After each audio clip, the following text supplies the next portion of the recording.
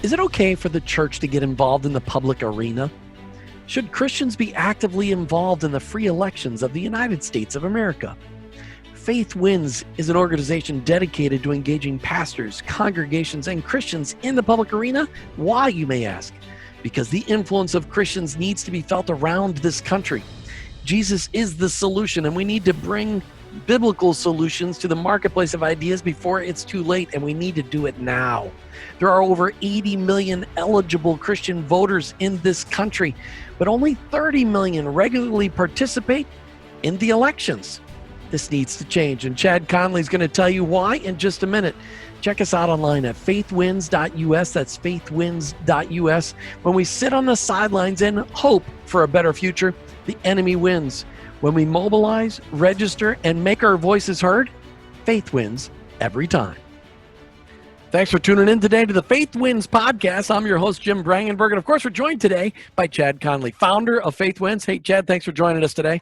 Hey, Jim, how you doing, man? Good. I want to talk about, we've been talking about this voter registration, getting churches to have voter registrations within their four walls, getting pastors to actually be promoting this within the church, a non-partisan voter registration. But I bet when you tell pastors this, you get a bunch of pushback, don't you? I really, less than I thought I'd get, but I was able traveling the country, going to those 43 states from 13 to 17. And now I've hit all of them actually, since I started Faith Wins, and you combine them. I've been to all 50 states talking about this with pastors. I culled it down to 5 major objections. We have them all on our website at faithwins.us. But yeah, I started getting, one of the first ones I got, I was in Durango, Colorado, and a young millennial pastor, probably, 45 or 50 pastors were there that day. And he came up and he said, we just don't do politics in the pulpit. And I was like, okay, Lord, you got to give me an answer. And I know we're going to go through all 5 objections in a future podcast in some detail. Yep. But I want to tell this story to kind of set the table for it, because it helped form my thinking and how I responded. And I was like, Lord, you better give me an answer. And I said, well, what do you mean by politics? He said, well, you just don't talk about controversial stuff. I said, oh, you don't talk about controversial stuff. I said, do you preach the Bible? Oh, yeah, we preach the Bible. I said, well, I don't believe that life is political. The issue of abortion, it may be politicized, but it's not political. I don't believe marriage is political. It's spiritual. I don't believe the defense of Israel is political. It's spiritual. And I said, but they've been politicized. That doesn't remove our responsibility to vote right on them and to do what God tells us to do. I don't know that I changed his opinion, but I made him think.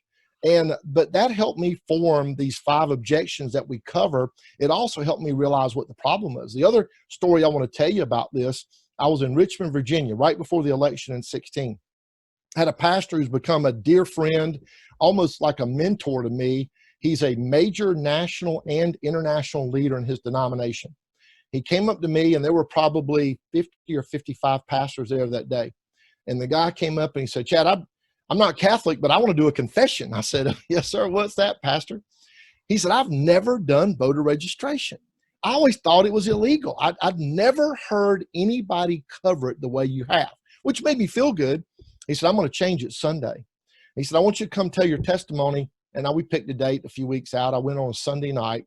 He did voter registration in back-to-back Sundays. You know how we're recommending we pick the last 2 in September and we go at it, and we encourage them to do it. Then we record how many were done nationwide, kind of thing. So this guy did 2 back-to-back. In a church of 900, Jim, this really taught me a lot. He registered 144 the first Sunday, I believe, and 121 the next Sunday. And he said, I just assume my people vote, but I've never talked about it. I thought it was off limits and out of bounds. And after he heard me go through these talks, he said, this is our obligation. This is something we should do. So is it fear-based that these pastors, is it driven by fear that they don't think they can do this voter registration, or is it misinformation? What is driving and their objections to doing it? Is it a fear thing?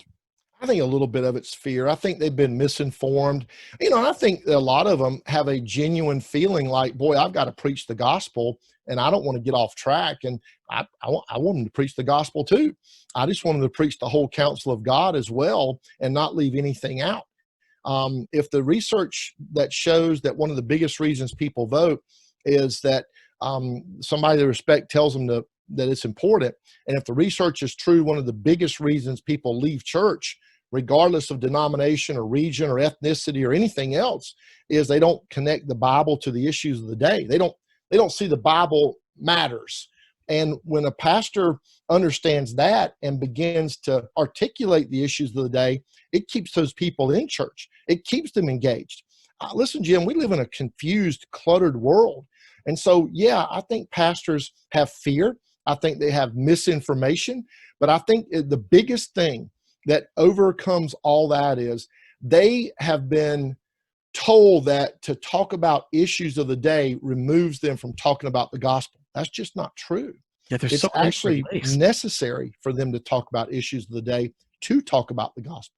Right. And if we don't make it relevant in church, where are we making it relevant? I mean, Amen. Jesus. Well, number one, get to heaven, right? Get to heaven. Number two, take everybody you know with you. Number three, keep it legal to talk about getting everybody to heaven. But Jesus is the answer to all the issues that our country is facing today, and we got to be able to get that done. All right, every answer. So that was one of the objections. I just don't talk about politics from the pulpit. What are some of the other objections that you see or that you hear? You know, it's illegal. There's a separation of church and state. I know we're going to do probably a longer podcast on that one. That's certainly misapplied. And then you get into the stuff like, how do I do it? I don't even know how. You hear a little bit of everything. And we're going to do a podcast for all the top 5 that I got, because I kind of did a little bit of an informal survey and I started writing down, here are the things that I hear the most. The number one, though, clearly, they don't want to do politics in the pulpit. They think it's controversial, and therefore they got to remove themselves from talking about those things, when actually they should be talking about all these things so people understand them. Well, and that goes to that letter that Thomas Jefferson wrote to the Danbury Baptist Association. And he mentioned in one little line the separation of the church and state, which is a huge objection. Well, I can't do that. We get the separation of church and state thing. But that's not what that was about, was it? What was that really about? Just really quick, because I know we're going to talk about it in a whole podcast in the future. He was reassuring the Danbury Baptists that there'd be no national religion set up. They just left that in England. There was a national religion set up by the state itself. The church was set up as the Church of England. They left that. They want to leave freedom. He was reassuring the Danbury Baptists that would never happen. He was not talking about a separation of church and state like it's been reinterpreted today. In fact, those words, this is important, the words separation of church and state don't appear in the U.S. Constitution or in any other founding document in America. They do show up in 2 places, Jim. Do you know the 2 places they show up? I don't. The Constitution of the former USSR and the Constitution of the United Nations. They don't show up in American stuff. So that quote by Jefferson, a private letter written in 1801, years after the Constitution, was taken out of context. It had never been used. In fact, Jefferson was never used as an expert on the Constitution. You know why? He wasn't even there. He was a visiting minister in France during the Constitutional Convention. So when people aren't in the room and something's discussed, we call that in legal terms hearsay. It's thrown out of court. And yet today it's become political gospel or legal gospel according to the Supreme Court and lower courts, because it's been so misused and misapplied. All right. So how does Faith Wins fit into all of this conversation? And of course, a lot of stuff out there on your website, faithwins.us, but how are you driving this overcoming of objections? What are you doing? One thing that I think we're doing is relationships with pastors. I believe one of the greatest gifts of getting to run GLP Faith was I got to travel around. I actually went into the States. A lot of our national ministries have great organizations and great ministries. Most of them don't have relationships in multi-denominations in this many states. I feel so blessed that I'm around pastors every day. You're with me. What do we have? 26, 27 pastors in that room the other day.